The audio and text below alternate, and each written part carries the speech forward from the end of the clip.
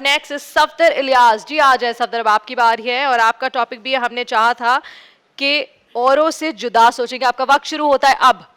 ہم جو ایک سیکنڈ, سوری ایک سیکنڈ, مخدوم بلاول تھا جو بچہ گیا. ابھی جس کا ابھی جو ہے وہ صفدر الیاس ہے. صفدر الیاس, آپ کا وقت شروع ہوتا ہے اب. ہم 1947 سے سانس لیتے پاکستانی ہیں. میری ان آنکھوں نے اس وطن کو بنتے دیکھا, تراشی ہوئی امیدوں کے چمن کو ڈھنتے دیکھا.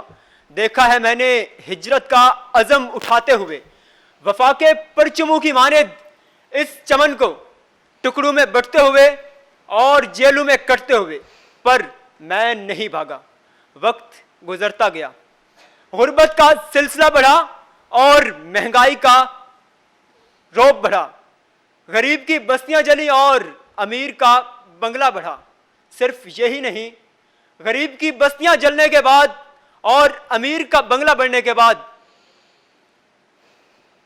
صدر ذی وقار میری ان گنہگار آنکھوں نے اس دیش کے بنگلہ دیش بنتے دیکھا, اس دیش کے ٹکڑے ہوتے دیکھے اور بنگلہ دیش بنتے دیکھا. پر صدر ذی وقار میں نہیں بھاگا. صدر ذی وقار میری اس ریاست, میرے اس قوم کے بانی جنہوں نے یہ کہا تھا, انہوں نے یہ فرمایا تھا کہ ہم آزاد قوم ہیں. یہ ریاست, یہ ملک کسی کی ذاتی جاگیر نہیں ہے. مسلمان مسجدوں میں جانے کے لیے آزاد ہیں, کرسچن چرچ میں جانے کے لیے آزاد ہیں, جبکہ ہندو مندر میں جانے کے لیے آزاد ہیں. لیکن اس کے بعد میری اس دھرتی نے عیاش حکمرانوں کو جنتے دیکھا. یہاں کے عیاش حکمرانوں نے اس دیش کی عوام کا خون چوسا, اور اس کے بعد یہاں پہ میں نے دیکھا کہ میرے اس دیش کے, میرے اس وطن کے ظالم اور جابر حکمران آئی ایم ایف اور ورلڈ بینک کے سامنے قرض کی بھیک مانگتے کشکول تھام کے کھڑے رہے. لیکن اس میرے دیش میں ایک عام آدمی روٹی کے ایک نوالے کی خاطر, روٹی کے ایک نوالے اور پانی کی ایک بوند کی خاطر کئی گھنٹے لائنوں میں لگے رہا اور ہمیشہ کے لیے اپنی جان کی بازی ہار گیا. لیکن ارباب اختیار کے کانوں پہ جوں تک نہ رہیں گی. آپ کی سماعتوں کو شکریہ. بہت شکریہ جناب, بہت بہت شکریہ.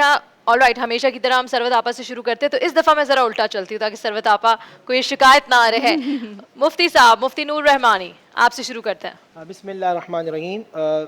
تینوں ہمارے جو تھے شراکت دار بہت بہترین انداز میں انہوں نے بات کی. آپ بہت اچھا بولے, اور یاد رکھیے گا میں نے کل بھی ایک بات کہی تھی کہ کہیں صرف سینے کا زور نہیں چلتا, الفاظوں کا زور چلتا ہے, اور الفاظوں کے لیے ہمیں مواد ہونا ضروری ہوتا ہے.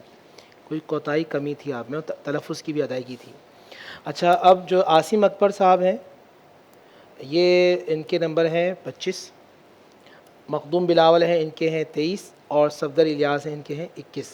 تو میرے نزدیک عاصم اکبر صاحب ہیں فرسٹ, مخدوم بلاول ہیں سیکنڈ, اور صفدر الیاس ہیں تھرڈ.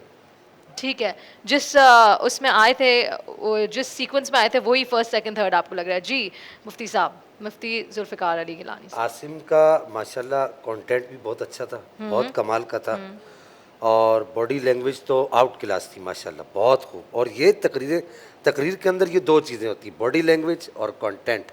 اگر آپ کے تلفظ اچھی نہیں, چونکہ ہمارے پاکستان میں ہر کسی کی اپنی ایک مادری زبان ہے, بالکل, تو تلفظ پر جو ہے وہ ججز اتنا کچھ تھوڑا بہت کمپرومائز کر جاتے ہیں. صحیح بات ہے. اسی طریقے سے روانی بھی ان کی بس قدر بہتر تھی, اتنی خاص کہیں ایک دو جگہ پہ وہ ہوتا ہے بعض اوقات, لیکن ماشاءاللہ. اس کے بعد بلاول ہیں, بلاول کا کانٹینٹ ٹھیک تھا, باڈی لینگویج وغیرہ سب برابر تھا, لیکن روانی کی کمی تھی, اور اعتماد بھی بہت خوب تھا.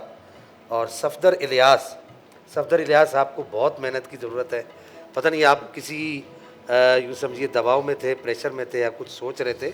جب آپ تقریر کرنے کے لیے آیا کریں, سب سے پہلے یہ کہ آپ نے پر اعتماد طریقے سے کھڑا ہونا ہے, اور آپ نے یہ سوچنا ہے کہ یار یہ جو لوگ میرے سامنے بیٹھیں گے بھی اسی طرح, ایک وقت تھا یہ اسی طرح تقریر کرتے تھے, لوگوں کو سناتے تھے.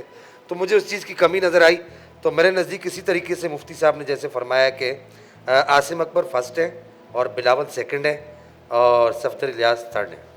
थैंक यू जी, बहुत शुक्रिया। डॉक्टर सरवत अस्करी।